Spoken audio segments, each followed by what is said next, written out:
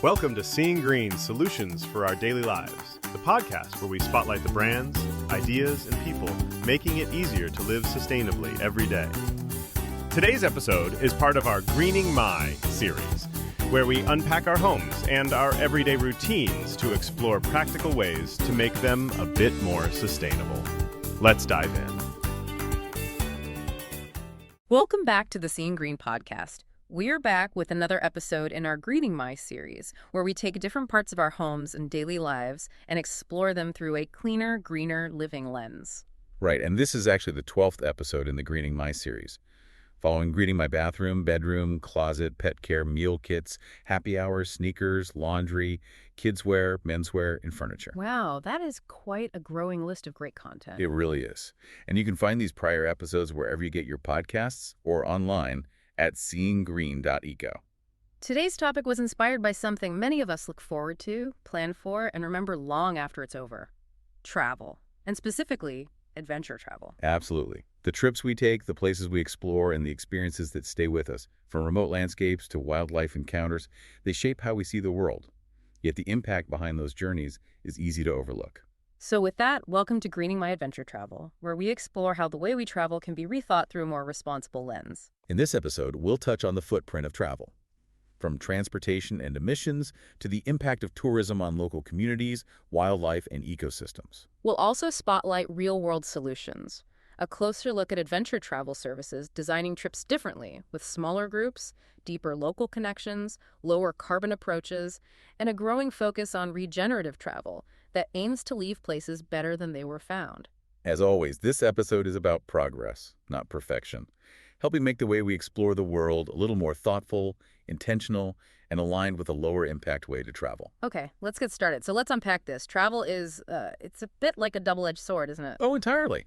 I mean, on one hand, it gives us some of the greatest, most perspective-shifting memories of our lives. Right. But on the other hand, our wanderlust leaves a pretty heavy footprint. It's a vital topic for this deep dive, because when you look at the macro data, tourism is just an absolute economic behemoth. It really is. I was looking at the numbers, and it accounts for roughly 10% of global GDP. Yeah, and it supports about 1 in every 10 jobs worldwide. Which sounds phenomenal on paper, you know? 1 in 10 livelihoods depending on people packing a bag and exploring somewhere new. It does. But that massive economic engine also generates about 8% of global greenhouse gas emissions. And, well, because the middle class is growing globally, that number isn't shrinking. It is actively rising. Wow, 8%. And we can't just look at the carbon in the atmosphere, right? We have to look at what's happening on the ground level. We've all seen the news reports about overtourism. Oh, yeah. Destinations are physically buckling under the weight of too many people. Exactly. They are dealing with severe infrastructure strain. And housing issues too, right? Huge housing issues. The local real estate markets get entirely displaced by short-term rentals, which, pushes actual residents out of their own neighborhoods. Oh. Plus, the local waste management and water systems simply weren't built to handle millions of transient visitors arriving over a short summer window. It brings up this really fascinating kind of dark analogy from the research.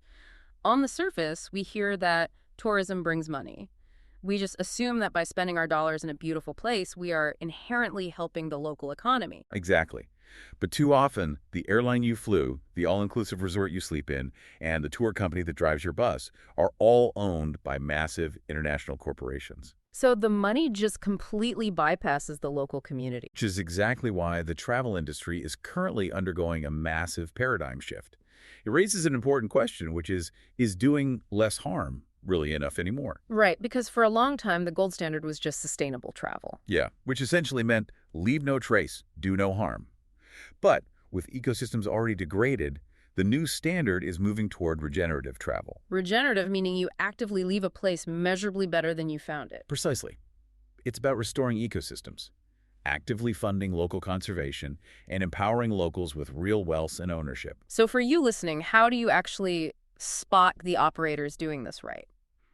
In today's deep dive, we are looking at a cross-section of adventure travel companies that are structurally different. Right. We are looking for genuine local economic benefit, small group designs, real carbon transparency, not just cheap offsets. And ethical wildlife practices, plus structural give-back mechanisms. So let's start by looking at how this works on a massive global scale. And for that, we have to look at Intrepid Travel. I love their origin story. It's fantastic. It started back in 1989 with two Australian friends. They took a 9-month overland road trip in this modified truck, driving all the way from London to Nairobi. Wow, that is a serious road trip. Yeah, and today, from that single truck, Intrepid has become the world's largest small group adventure company. They operate in over 100 countries, everything from high-altitude trekking to culinary expeditions. But the way they structure those trips is what sets them apart. They are designed for the traveler who wants to truly experience a place, not just, process through it. So they deliberately cap their groups at 12 to 14 people. Which makes a huge difference. It really does. But more importantly, they employ over 2,300 local guides, people who actually live there. They don't fly in a contractor to show you around. Which fundamentally changes the economics. A local guide lives in the community. When it's time for lunch, they aren't taking you to a multinational fast food chain. They take you to an independent family-run spot. Exactly. It completely short-circuits that economic leakage we talked about. Nah. And structurally, Intrepid isn't afraid to make bold moves. A decade ago, they completely stopped offering elephant rides on their tours. And beyond wildlife, their Intrepid Foundation has directed over $18 million to global partners. That's incredible. It is. Plus, they are the first global tour operator to set verified science-based targets. They are aiming to cut per-passenger emissions by 55% by 2030. And how are they actually doing that? Because those are big numbers. They are making hard choices about the itineraries. For example, they started removing domestic flights under 90 minutes from their European tours and replacing them entirely with rail travel. Which is a fantastic mechanism. Yeah. If we connect this to the bigger picture, hiring locals is step one. But how do you track every single dollar you spend abroad across a highly fragmented supply chain? Which brings us to our next operator, G Adventures. They were founded in 1990 in Canada by Bruce Poontip. Like Intrepid, they operate in over 100 countries. They offer a really wide range, right? Yeah, everything from budget-friendly trips to premium National Geographic journeys. But their entire operation is built on a philosophy of community tourism and their G for Good ethos. I love that National Geographic partnership. They literally bring scientists, archaeologists, and researchers into the itinerary. It turns standard sightseeing into a deep learning expedition. It's brilliant. But the sustainability lens here is really focused on economics. They developed a transparency tool called the Ripple Score. Yes, I get so excited about this feature. It is a transparency tool that shows the traveler the exact percentage of their money that stays in the local economy. It's so clever. They audit the local guides, the restaurants, the guest houses. Exactly. So you look at an itinerary and it gives you a score. You know exactly how much of your cash is landing in the hands of local people. It gives the consumer total agency. And they take it a step further with their nonprofit, Planetera. They operate on the mantra of solutions, not handouts. So rather than just cutting a charity check, they help a village establish an artisan workshop and then route their tours there. It's a self-sustaining economic loop. Plus, they have this Trees for Days initiative. They automatically plant a tree for every single day a traveler is on a tour. It's a highly effective model. But, tracking global economics and planting trees works great for broad operations. What happens when we zoom in on hyper-specific, fragile environments? Okay, here's where it gets really interesting in this deep dive. Our next company, Frontiers North Adventures, they operate in Churchill, Manitoba, the polar bear and beluga whale capital of the world. They are a family-owned, B Corp certified company offering these bucket list tundra experiences. So they are legally bound to balance profit with purpose. Exactly. It's intimate expedition travel where guests journey alongside real naturalists. In 2021, they launched the world's first electric tundra buggy. Wow. Those buggies are massive, right? They are like giant elevated vehicles out on the ice. They are huge. But by making them electric, it allows for silent, emission-free wildlife viewing. Think about the biological impact on a polar bear. A loud diesel engine actively raises the animal's stress levels. Oh, of course. Plus the localized exhaust fumes settling on the ice. Exactly. The electric buggy removes both the noise and the chemical pollution. Furthermore, a portion of their trips directly funds Polar Bears International. So the tourism is literally underwriting the conservation science. If the tourists weren't there paying for the buggies, the researchers wouldn't have the infrastructure to study the bears. Precisely. They prove that in climate-sensitive zones, Tourism can fund the science needed for conservation. That completely flips my assumption. Okay, so we've looked at physical innovation with the buggies. Let's pivot to digital innovation, because how do we make these responsible choices easier to find in the first place? That brings us to Viatu. They are a digital-first, B Corp certified travel platform. They specialize in off-the-beaten-path African destinations. Designed really for the conscious traveler who wants a curated, customizable itinerary. Right, and their vetting is incredibly rigorous. Every partner, lodge, and guide is put through an intense screening process based on the Green Globe standard. And Green Globe isn't just a simple checklist, right? No, it involves actual audits. Viatu is even developing a public transparency score for every service provider on their platform. So you can see a hotel's sustainability commitment before you book. Every itinerary also has a clear carbon label. But I have to mention their travel pledge. This is so unique. They ask travelers to sign a digital agreement respecting local customs and minimizing waste. Yes. It fundamentally shifts the traveler's mindset from a passive consumer to an active participant. It's pure psychology. It triggers commitment bias. You sign it, and suddenly you remember you are a guest in someone else's home. They also offset self-drive emissions via verified projects, like the Wonder Bag initiative in South Africa, right? You do? They provide non-electric heat retention cookers to locals, which reduces firewood use and smoke emissions. Incredible. Okay, so what's the final frontier of travel here? We've covered budget, tech, rugged environments, but what about ultra-luxury? Can high-end travel coexist with deep sustainability? That brings us to our final favorite, and beyond.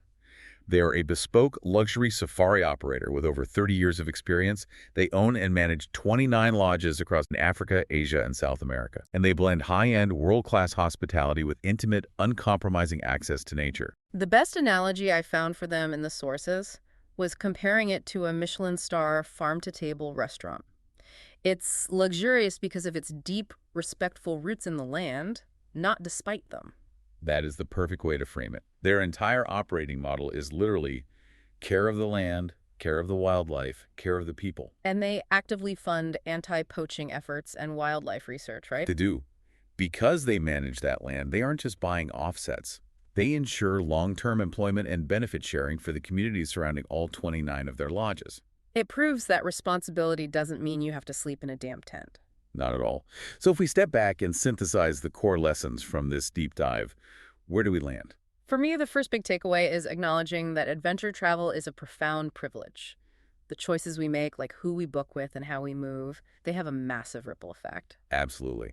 And the second takeaway is that impact isn't just about your carbon footprint. It's heavily reliant on where your money flows. True sustainable travel ensures spending reaches local guides and community businesses. Right. And third, responsibility doesn't ruin the adventure, it enhances it. These brands prove that small groups and local connections actively create a better, more authentic vacation. The ultimate goal isn't to stop traveling or feel guilty. It's simply to travel better. So what does this all mean for you? As always, we are all about progress, not perfection. Here are 3 easy ways to green your next adventure. Number 1, choose who you travel with carefully. Look beyond the Instagram-worthy destination. Right. Investigate the operator. Do they use local guides? Are they transparent about their impact? Exactly. Number 2, travel smaller and stay longer. Resist the urge to country hop every 2 days. Smaller groups and longer stays drastically reduce your carbon footprint. And they ease the strain on local infrastructure, leading to richer cultural connections. Number 3, make your trip part of something bigger. Actively seek out travel that has a built-in give-back mechanism. Ensure your vacation is funding conservation or empowering a local community. Before we go, I want to leave you with a brand new concept to ponder. Imagine adopting the mindset of a temporary citizen rather than a tourist. Ooh, I like that phrasing. If you treated your next vacation destination with the same protective care and economic investment as your own hometown, how would that fundamentally change the way you pack, the way you speak to locals, and where you spend your money? It's a small psychological shift, but it has the power to change the world. Interested in learning more about creating a greener, more sustainable home and daily life? Check out the other episodes of the Seeing Green podcast, both the Spotlight series and the Greening My series, and please subscribe while you are at it. You also can join the Seeing Green community by signing up on the Seeing Green website. There you can see more trailblazers making significant strides in promoting eco-friendly living through innovative products, solutions, and practices. That is online at www.seeinggreen.eco. And follow us at Seeing Green Eco across social media channels for all the latest tips and solutions. We are on Instagram, YouTube, Facebook, Blue Sky, TikTok, LinkedIn, and Pinterest with more than 1,600 pins now. Thank you for joining us for this episode of the Greenamize series on the Seeing Green podcast. Until next time, keep seeing green.